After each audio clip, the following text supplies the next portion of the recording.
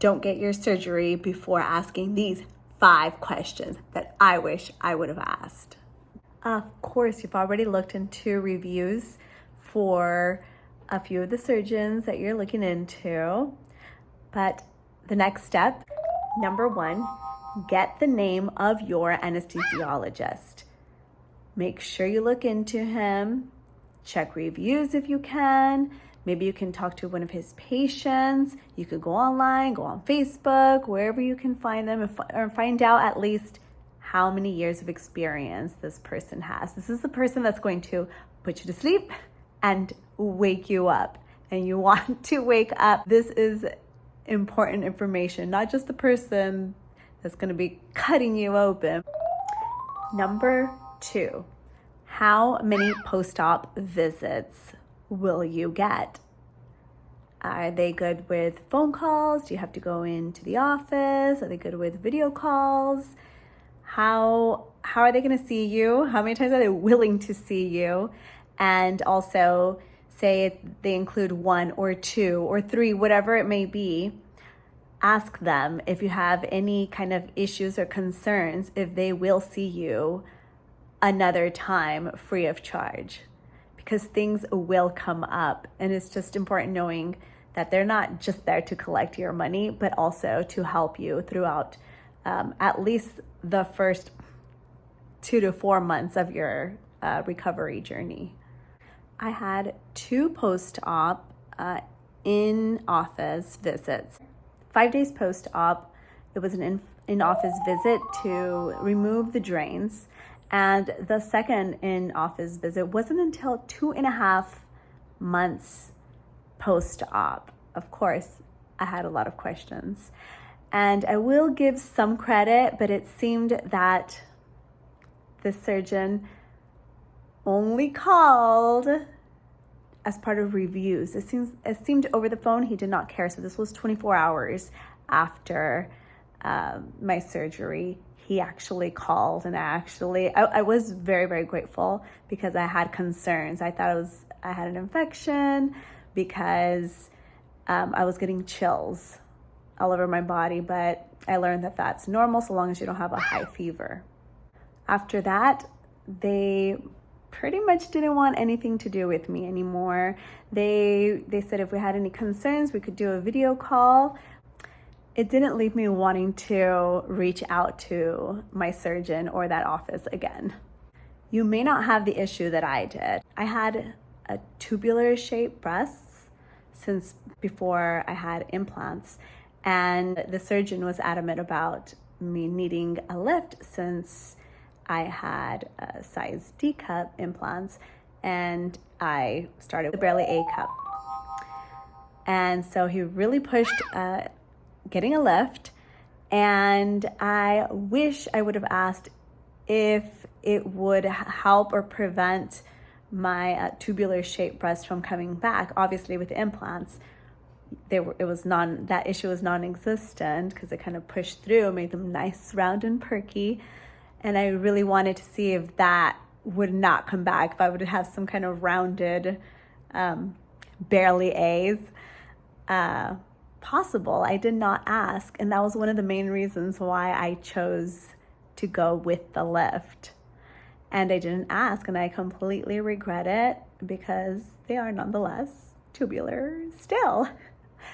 But another thing is they are smaller than when I began, and I am not sure if did I lose weight? Actually, I know I did not lose weight, but I'm wondering if, later on with age, something happens to your breast tissue, or did he remove any breast tissue, just because of the lift?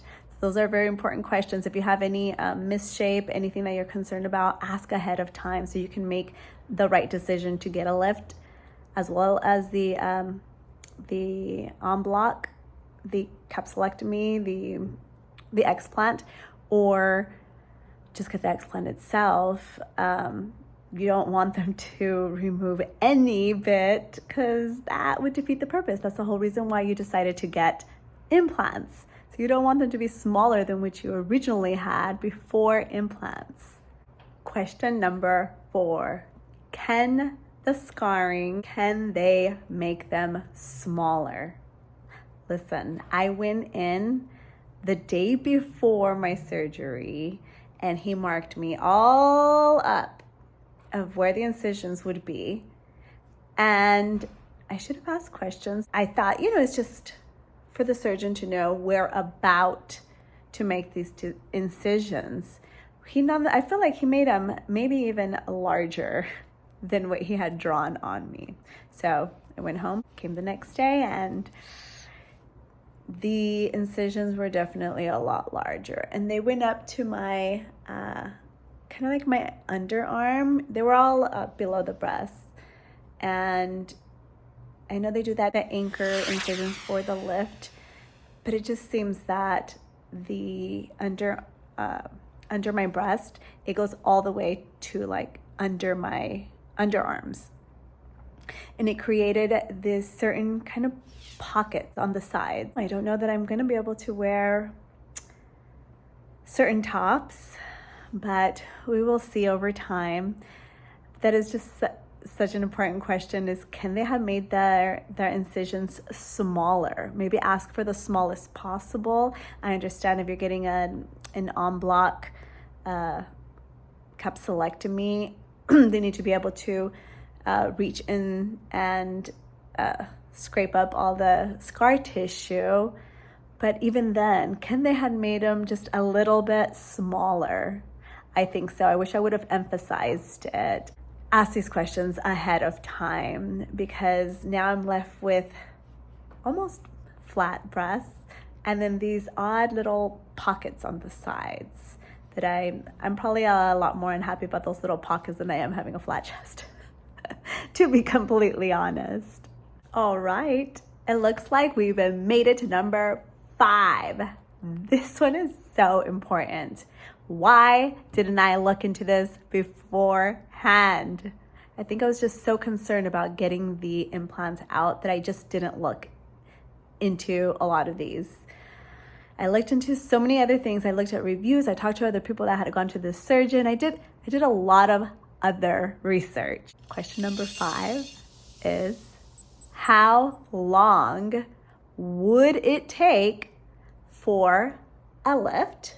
How long will it take for just an en bloc capsulectomy? About 2 hours for the procedure to remove the implants with or inside of the scar tissue, which that's the en bloc capsulectomy. Then separately, how long does it take to do a lift?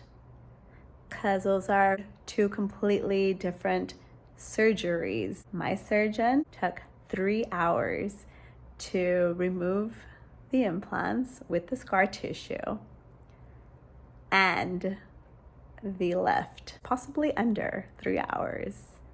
That is a very rushed job. I can absolutely tell. The only thing I'm thankful for is that the actual scarring itself was actually done very nice and thin. Can't really see it, but there is also pigmentation leaking from the resizing of the areolas.